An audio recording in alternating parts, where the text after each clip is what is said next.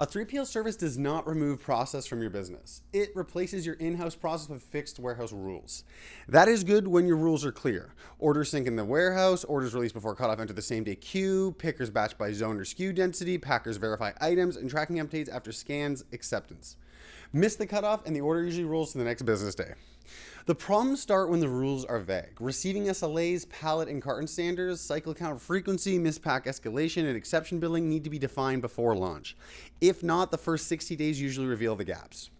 The cheapest pick fee also does not tell the full story. Pick and pack might be $250 to $450, but receiving, pallet storage, returns, inserts, relabeling, and exception work can move the invoice very quickly.